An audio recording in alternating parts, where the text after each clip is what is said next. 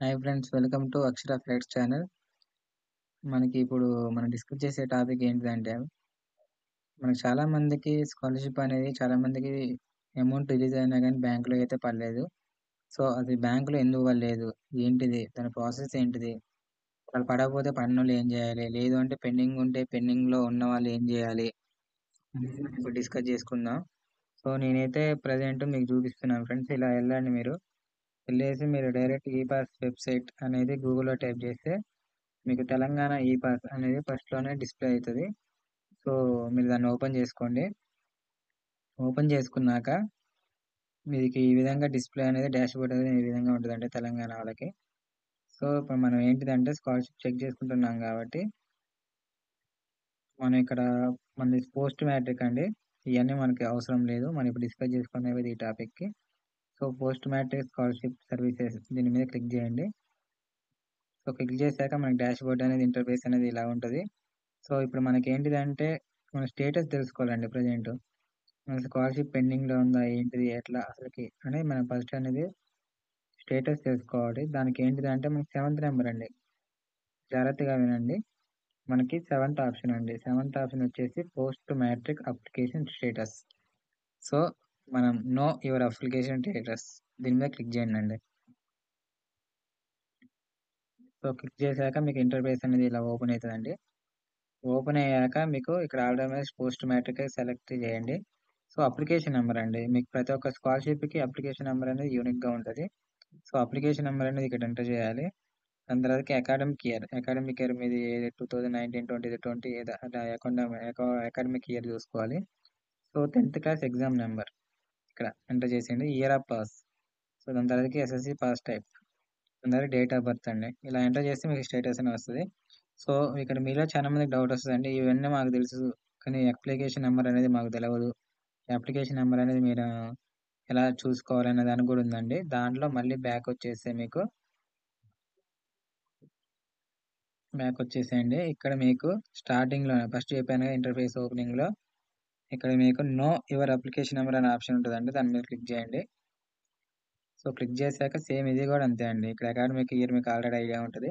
So, 10థ్ exam number, year of pass అంటే 10థ్ ఎప్పుడు పాస్ అయ్యారనేది, ఎస్ఎస్‌సి పాస్ టైప్, దాని తర్వాత డేట్ ఆఫ్ బర్త్ అండి. ఇదంతా క్లిక్ చేస్తే మీకు ఇక్కడ అప్లికేషన్ నంబర్ అనేది మీకు డిస్‌ప్లే అయితదండి. దాని ద్వారా మీరు అప్లికేషన్ స్టేటస్ అనేది చెక్ చేసుకోవచ్చు. సో, ఇప్పుడు నేనైతే మీకు లైవ్‌లో చెక్ చేసి చూపిస్తున్నానండి. జాగ్రత్తగా చూడండి. సో, ఇక్కడ నేనైతే అప్లికేషన్ నంబర్ అనేది ఎంటర్ చేస్తున్నాను.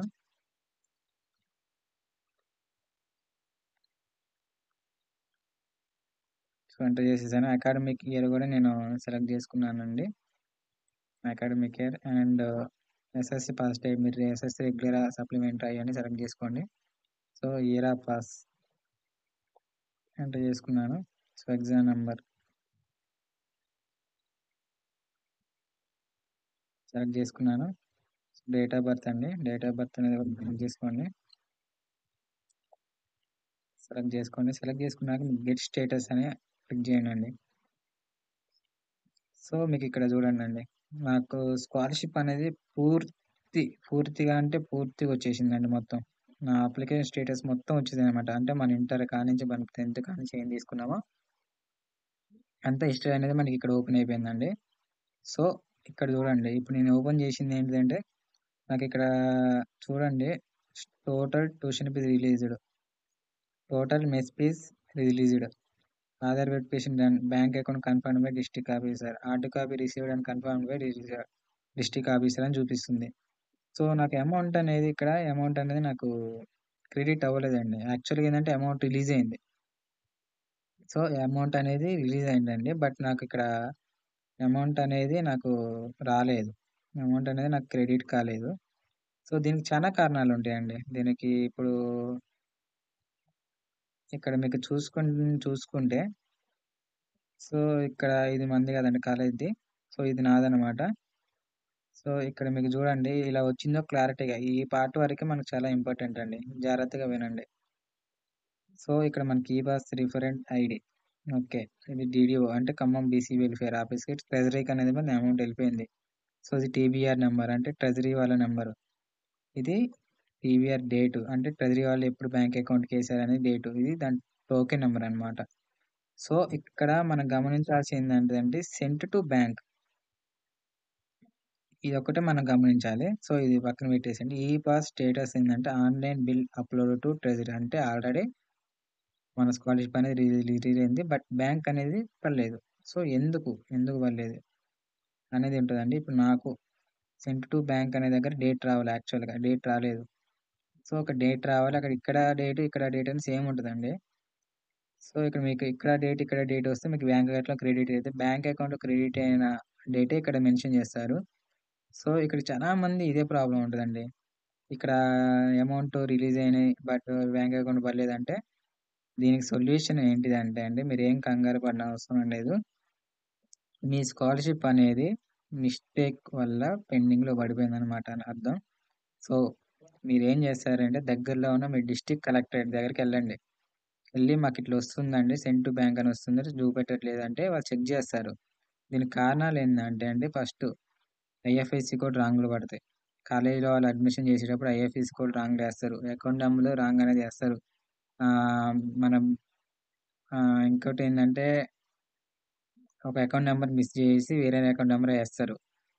ఐఎఫ్ఎస్‌సి కోడ్‌లు పైనుంచే మారవు. ఇంకోటేందంటే నెఫ్ట్ ట్రాన్స్‌ఫర్ చేసేటప్పుడు ఐఎఫ్ఎస్‌సి కోడ్‌లు చాలా ముఖ్యం.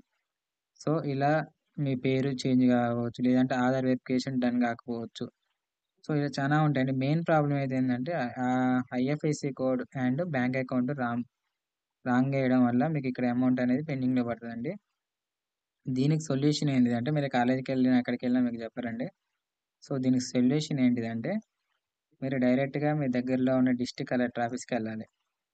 డిస్ట్రిక్ట్ కలెక్టర్ ఆఫీస్‌కెళ్ళాక మీకక్కడ BC welfare and backward classes అనే ఒక సెక్షన్ ఉంటదండి. ఆ సెక్షన్‌లోకెళ్ళి మాది ఇట్లా పడతది ఇట్లా అని అడిగితే వాళ్ళకేంటిది అంటే బ్యాంక్ అకౌంట్ రాంగ్ నంబర్ పడి, లేదు అంటే ఐఎఫ్ఎస్‌సి కోడ్ రాంగ్‌లు పడి అనే పీపుల్స్ అంటే స్టూడెంట్స్ అందరియి వాళ్ళ దగ్గరికొస్తాయండి.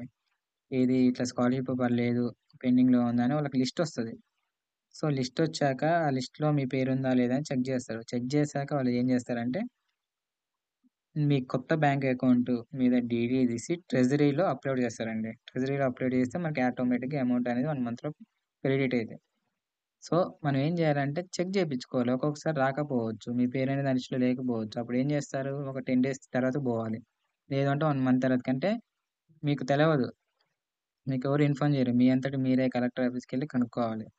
సో, అలా కనుక్కున్నాక మీకు వాళ్ళే జెప్పేస్తారు ఆటోమేటిక్‌గా. మీకు బ్యాంక్ అకౌంట్ రాంగ్ నంబర్ ఉన్నా గాని లిస్ట్ వస్తే వాళ్ళు ఎమ్మటే ట్రెజరీకి పంపిస్తారు. 1 మంత్‌లో మీకు అమౌంట్ అనేది క్రెడిట్ అయిపోతాయి.